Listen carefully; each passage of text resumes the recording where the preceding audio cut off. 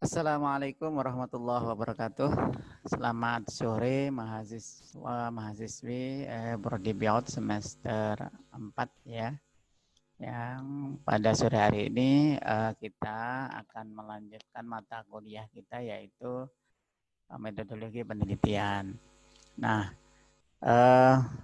pada minggu yang lalu kita juga daring, namun sedikit yang Bapak jelaskan mengenai populasi dan sampel. Kita ulangi sedikit bahwa pada prinsipnya dalam populasi dan sampel itu adalah bagaimana kita mampu mengetahui bagian-bagian yang akan kita teliti ataupun objek yang akan kita teliti melalui populasi dan sampel. Dan populasi dan sampel dalam objek penelitian itu kita mengetahuinya mana bagian dari populasi, mana yang menjadi bagian dari sampel. Dalam PPT atau PowerPoint sudah ada hal-hal yang perlu kalian perlu kalian lihat ya. Di antaranya bagaimana cara menentukan sampel ya ini. Jadi sudah ada ukuran-ukuran sampel. Jadi ukuran sampel itu dalam beberapa literatur, kalau menurut Uma sekarang itu sudah ada tabelnya semacam ini. Kalau seandainya 30, berapa sampelnya? Sampel yang baik adalah jumlahnya 28. Namun menurut Sugiono ada yang mengatakan bahwa sampel itu cukup 30% dari seluruh populasi. Seperti itu. Ya, 30% dari seluruh populasi. Maka saya kira di sini dengan kita mengacu pada apapun yang penting ada referensi ya, ada referensi, maka di situ akan baik untuk digunakan. Namun saya lebih cenderung apa yang dikatakan Uma sekarang ini dalam tabel ini, karena apa? Pada prinsipnya semakin banyak objek yang kita teliti, katakanlah itu sampelnya hanya sekitar populasinya hanya sekitar 50, kemudian dengan kita mengambil sampel 44%, itu akan sangat baik karena data akan lebih real dan lebih objektif. Semakin banyak data yang masuk kepada kita, memberikan informasi dalam penelitian itu, nanti akan bisa memberikan validitas data yang semakin baik. Seperti itu ya. Nah, itu saja yang saya ulangi dari sampel penelitian ya. Kemudian hari ini kita akan melanjutkan teknik untuk mengumpulkan data baik dalam penelitian kualitatif maupun penelitian kuantitatif. Ya, tentu kita tahu bahwa dalam sebuah penelitian ketika kita sudah matang di dalam konsep, di dalam metode penelitian yang akan kita gunakan, langkah selanjutnya yang akan kita lakukan adalah mengumpulkan data. Maka di dalam mengumpulkan data, itu kita harus benar-benar memahami teknik yang akan kita gunakan nanti dalam mengambil data. Ya. Nah, teknik dalam mengambil data itu tentu tidak asal-asalan. Data apa yang akan kita ambil, itu tentu akan kita tentukan teknik atau instrumen yang akan kita gunakan. Jadi tidak asal-asalan. Bahkan katakanlah kita melakukan penelitian kualitatif. Antara mengambil data A, katakanlah dengan data B, itu kadang tekniknya berbeda walaupun datanya sama-sama kualitatif ya. Contoh yang bisa kita berikan, katakanlah kita ingin mengambil data dari kepala madrasah, ya, dari kepala madrasah.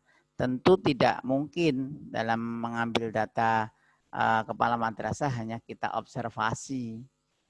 Pasti di situ tidak akan menghasilkan apa-apa karena observasi kepala madrasah tidak memberikan dampak apapun.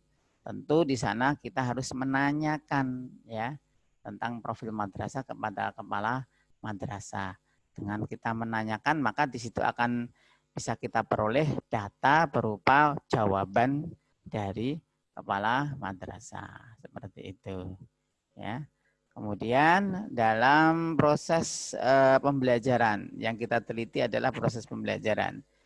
Tidak mungkin dalam proses pembelajaran itu kita kemudian melakukan dokumentasi saja, artinya mengambil gambar tok atau merekam video tok tanpa adanya observasi. Nah, ketika di situ hanya ada dokumentasi tok, maka dokumentasi itu ya hanya berupa gambar ataupun hanya berupa data, tapi tidak bisa diungkapkan. Nah, cara pengungkapannya, maka dalam hal mengamati proses pembelajaran, maka kita perlu yang namanya observasi. Dari observasi itulah maka kita mampu mendeskripsikan apa yang terjadi dalam proses pembelajaran yang berlangsung. Seperti itu ya. Nah, langsung saja di sini instrumen-instrumen yang dapat digunakan dalam pengumpulan atau teknik pengumpulan data apa saja ya. Jadi sebelumnya kita coba pahami dulu instrumen penelitian itu apa. Jadi Nasution mengatakan bahwa dalam penelitian kualitatif tidak ada pilihan lain daripada menjadikan manusia sebagai instrumen penelitian utama. Alasannya ialah bahwa segala sesuatu belum mempunyai bentuk yang pasti, sedangkan dalam penelitian kuantitatif ya, media konkret yang disiapkan oleh peneliti dapat menjadi objeknya. Karena penelitian kuantitatif merupakan penelitian rekayasa. Jadi ada dua hal yang mempengaruhi kualitas hasil penelitian, yaitu kualitas instrumen dan kualitas pengumpulan data. Jadi instrumen yang tepat yang kita gunakan akan bisa menentukan kualitas daripada hasil penelitian. Di sini Nasution mengatakan bahwa penelitian kualitatif itu ya manusia yang akan kita jadikan objek dalam penelitian. Namun kalau penelitiannya kuantitatif tidak harus manusia, akan tetapi benda, objek, apapun ya, itu bisa kita jadikan penelitian karena pada prinsipnya apa yang kita buat, kita teliti dalam penelitian kuantitatif itu adalah rekayasa kita sendiri. Seperti itu ya. Nah, menurut Nasution, ciri-ciri peneliti sebagai instrumen penelitian antara lain peneliti sebagai alat peka dan dapat bereaksi terhadap segala stimulus. Peneliti sebagai alat dapat menyelesaikan diri terhadap semua aspek. Kemudian tiap situasi merupakan keseluruhan. Suatu situasi yang melibatkan interaksi manusia tidak dapat dipahami dengan pengetahuan. Peneliti sebagai instrumen dapat mengatasi data yang diperoleh. Hanya manusia sebagai instrumen dapat mengambil kesimpulan berdasarkan data yang dikumpulkan pada suatu saat dalam penelitian dengan menggunakan tes atau angket yang bersifat kuantitatif. Nah, ini peneliti sebagai instrumen itu ciri-cirinya ini, ya. Nah, teknik pengumpulan data itu ada beberapa cara, diantaranya dari segi settingnya, ya setting alamiah, natural, biasanya penelitian kualitatif, sedangkan dari segi sumber datanya menggunakan sumber primer dan sumber sekunder. Artinya sumber primer itu ya data utama yang kita peroleh dari narasumber utama atau objek utama. Sedangkan data sekunder itu adalah data yang kita peroleh dari data pendukung ya atau penunjang dari data utama.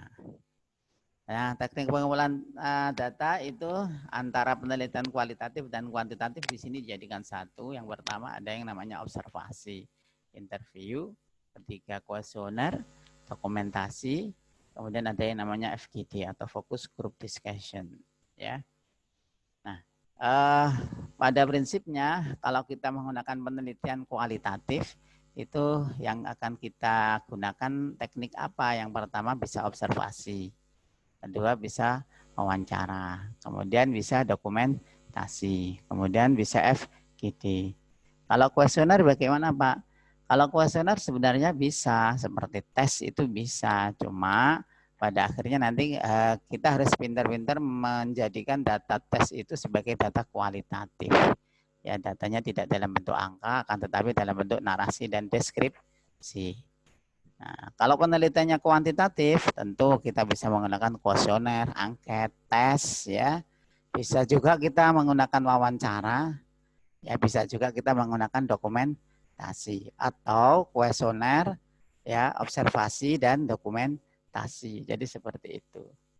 Namun observasi itu kalau di dalam penelitian kuantitatif tidak menjadi data utama. Data utamanya adalah dari hasil kuesioner. Sedangkan observasi sebagai data pendukung.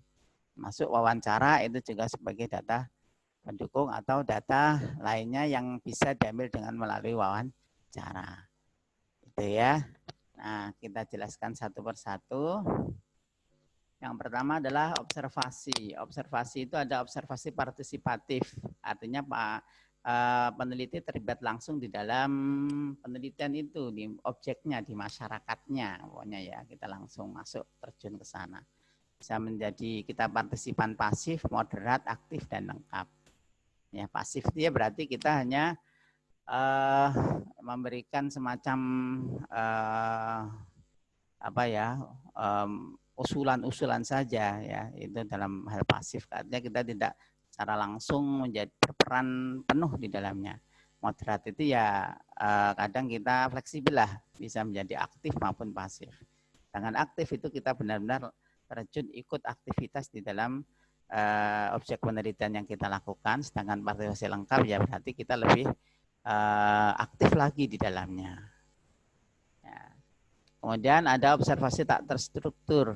Ya, observasi ini biasanya ya yang penting kita berada di objek, kemudian kita lakukan pengamatan secara langsung tanpa harus mengukur mana dulu yang mengatur mana dulu apa yang harus kita observasi. Jadi secara langsung aja sampai nanti selesai ketika datanya menjadi jenuh. Data jenuh itu ya berarti datanya sudah diulang berkali-kali, berarti itu namanya jenuh. Ya. Terus kemudian manfaatnya ini, ya, manfaatnya observasi itu tentu ya akan sangat bermanfaat bagi kita ketika kita merasakan langsung dengan panca indera kita di lapangan mengenai objek yang kita teliti. Tentu di situ kita nanti akan mampu bercerita banyak dan tentu kita akan mampu mendeskripsikan data itu dengan baik, ya, mendeskripsikan data itu dengan objektif, ya. Dan akan lebih baik jika setelah pengamatan langsung, katakanlah hari ini kita mengamati selesai langsung dideskripsikan. Itu akan menjadi satu hal yang memberikan kesan yang berbeda ketika kita setelah observasi hari ini baru kita catat besok atau lusa. Ya, itu akan memberikan kesan yang berbeda. Tentu dan hasilnya akan berbeda, ya. Kemudian ini objek observasi itu biasanya ya tempat di mana interaksi dalam situasi sosial berlangsung, pendidikan, ruang kelas, bengkel, dan seterusnya. Ada manusianya di dalamnya, kepala sekolah, pengawas, orang tua, guru, murid, ya. Ada aktivitas yang dilakukan di dalamnya, itu objek yang diobservasi, ya. Kemudian tahapan observasi ada observasi deskriptif, ya. Jadi peneliti pada saat memasuki situasi sosial tertentu sebagai objek penelitian. Kemudian observasi terfokus, ya. Peneliti sudah melakukan monitor observasi, yaitu satu observasi yang telah dipersempit untuk difokuskan pada aspek tertentu. Artinya observasi fokus pada satu masalah. Kemudian observasi terseleksi hanya pada fokus-fokus tertentu yang akan diteliti dan datanya biasanya akan menjadi lebih rinci. Ya. Kemudian yang kedua adalah wawancara atau interview. Wawancara interview itu merupakan ya tanya jawab, bertukar informasi, berdiskusi dengan dua orang yang pada tema-tema tertentu atau topik tertentu, ya. Itu adalah wawancara. Nah, wawancara itu bisa dilakukan dengan cara terstruktur, artinya di situ pertanyaan ditulis, ya. Kemudian wawancara semi terstruktur, sebagian ditulis, sebagian tidak. Tak terstruktur itu berarti tidak perlu ditulis. Karena mungkin peneliti sudah menguasai dari penelitian yang dilakukan. Seperti itu. Nah, kemudian langkah-langkah wawancara. Ya, tentu kita harus menyiapkan temanya yang akan kita gunakan wawancara itu. Skopnya juga harus kita cermati, jangan sampai nanti menjadikan pertanyaan kita itu menjadikan sensitif bagi narasumber, ya, jangan sampai. Artinya dalam wawancara itu segala hal harus mampu kita antisipasi hal-hal yang nanti ternyata malah menjadi buruk, dianggap buruk oleh narasumber, tentu itu tidak akan boleh terjadi, ya. Maka harus mampu secara interpersonal, ya, harus mampu secara interpersonal agar dalam proses wawancara itu bisa suasananya bisa cair, ya. Tentu itu perlu intermezzo. Kemudian dalam proses menggali informasi itu si narasumber mampu menjelaskan dengan detail dan istilahnya tidak keberatan untuk dicari informasinya tertentu. Itu perlu sebuah kemampuan dalam bidang interpersonal, ya. Dan tipsnya jadi sini, jadi langkah-langkahnya dulu yang perlu kita siapkan, tentu, ya. Sedangkan dalam memberikan pertanyaan bagaimana?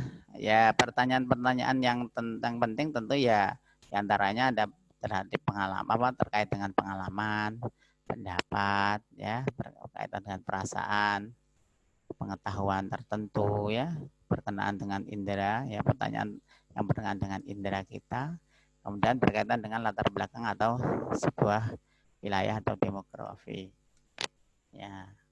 Kalau dulu buku catatan, tape recorder, kamera, ya. Kalau sekarang cukup recorder dari HP itu tentu sudah bisa mewakili. Tapi tidak menutup kemungkinan kita perlu buku catatan, karena yang apa-apa yang kita tanyakan tentu bisa lebih mudah disimpan dalam catatan itu, atau hasil dari wawancara itu secara ringkas-ringkas mungkin bisa kita catat kata kuncinya di dalam buku catatan. Selain nanti juga tape recorder itu akan kita transkrip. Jadi hasil dari wawancara itu kita transkrip dalam bentuk tulisan. Jadi ditulis apa adanya.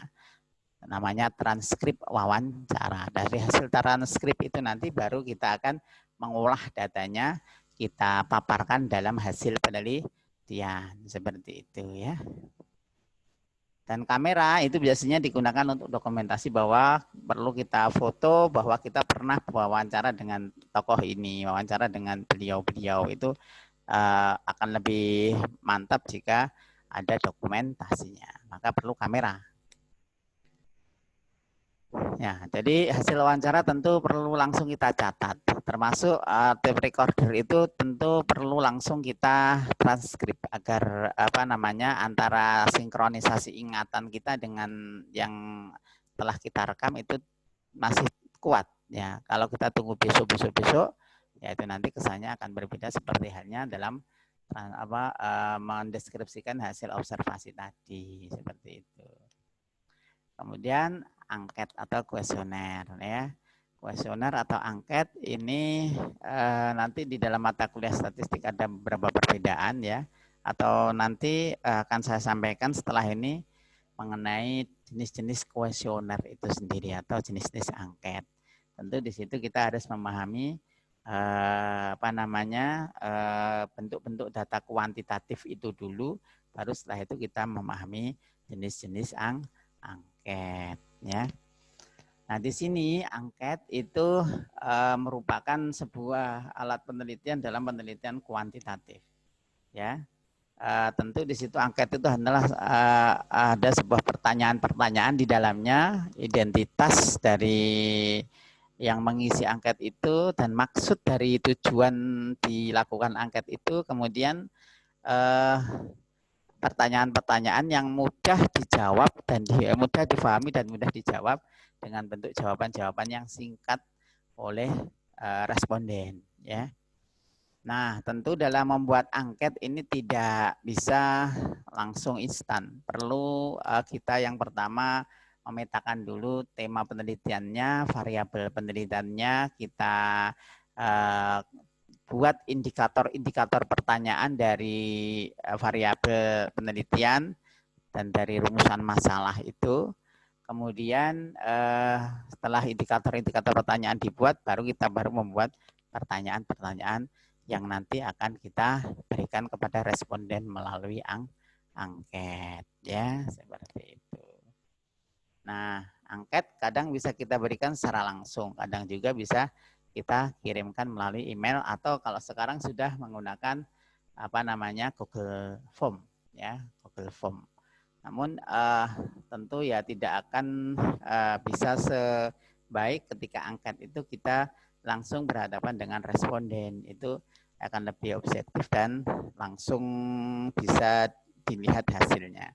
Tapi kalau menggunakan Google Form, kalau kredibilitas atau keterpercayaan dari angket yang kita sebarkan itu tidak kuat, ya tidak akan ada atau akan sia-sia, ya.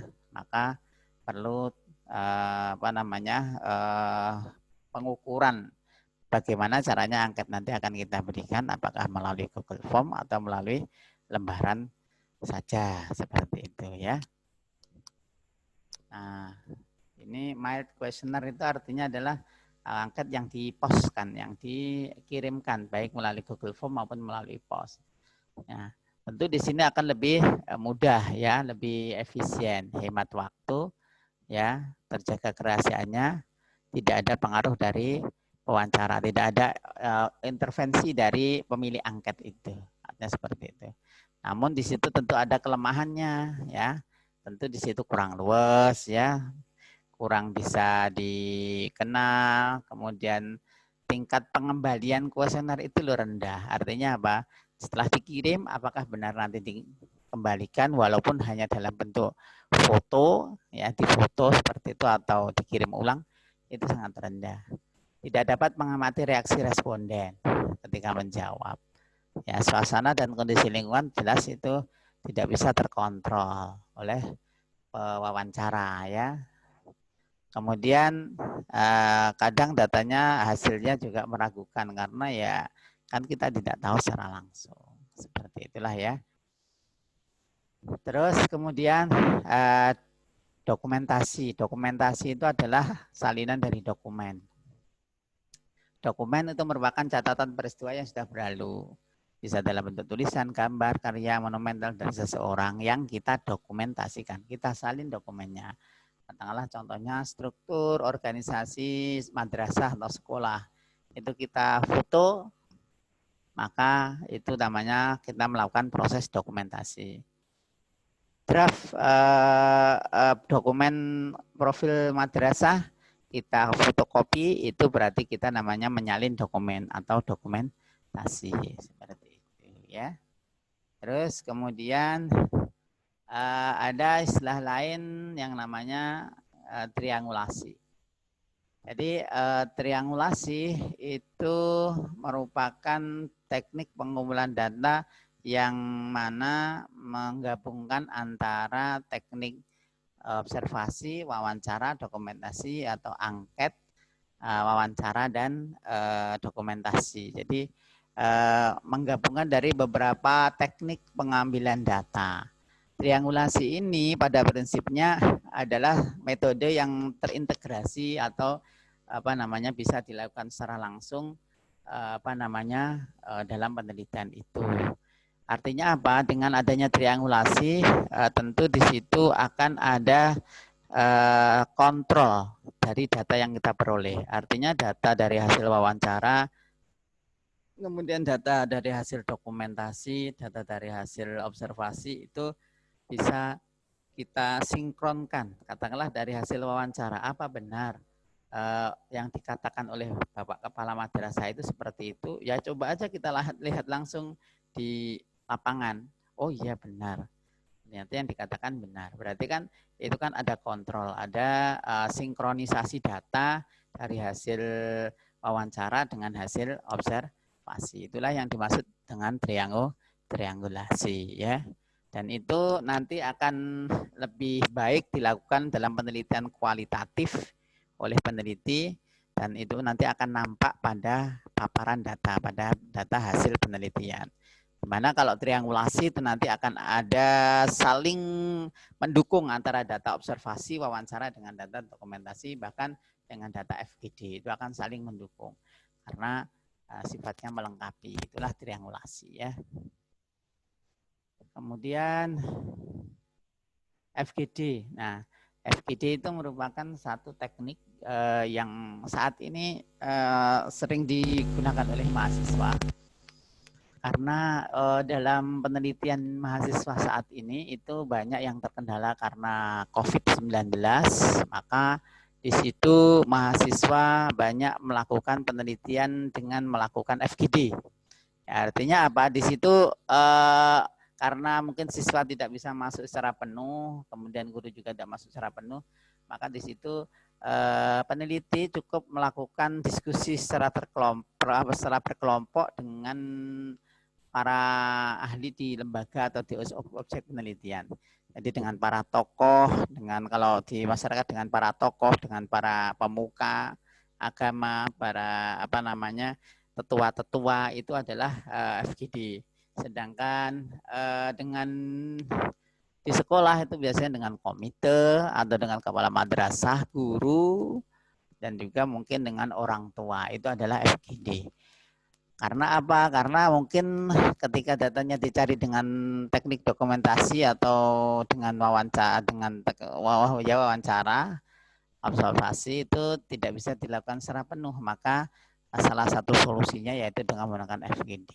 Karena dalam FGD ini yang tentu yang diajak adalah para pakar, tentu datanya valid, tidak akan bisa berbohong ya.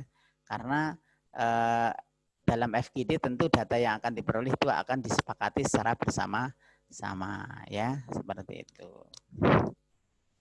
Nah,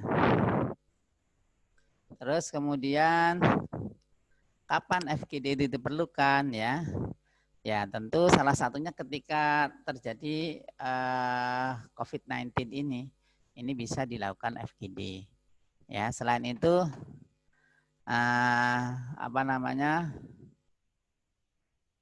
katakanlah peneliti ingin memperoleh konsensus dari masyarakat. Ya.